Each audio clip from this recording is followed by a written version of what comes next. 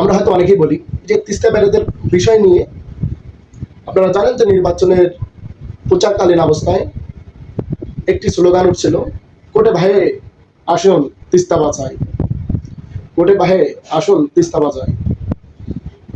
এটা একমাত্র পরিকল্পনা নিয়েছিলেন উত্তরবঙ্গের এই মন্ত্রী বর্তমান দুলু ভাই। এই পরিকল্পনা নিয়ে উনি আজকে সংসদে এসে সেটার বিলটা পাশ করেছেন এবং কি সরকার চীনের কাছে বরাদ্দ দিয়েছেন। এটার পিছনে অনেক পরিকল্পনা ছিল। শেখ হাসিনা সরকার প্রথমে বলছিল যে এটা তিস্তার পরিকল্পনার কাজ আমরা চীনের মাধ্যমে করব, কিন্তু পরবর্তীতে ইন্ডিয়ার সঙ্গে একটি চুক্তি করে এসে বলছিলেন যে তিস্তা পরিকল্পনার কাজ ভারত করবে। এই সম্মুখেই বাস্তবায়ন বন্ধ ছিল।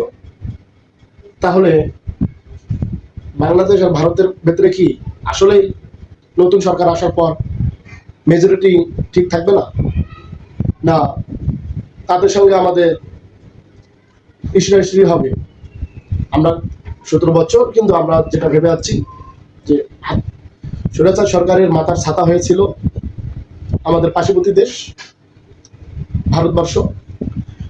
সেই দেওয়া ভেঙে তারেক রহমান সাহেব কি তাদেরকে শত্রু হিসাবে মোকাবেলা করবে, না তাদেরকে বন্ধু হিসাবে মোকাবেলা করবে? এটাই জাতির কাছে প্রশ্ন থাকলো।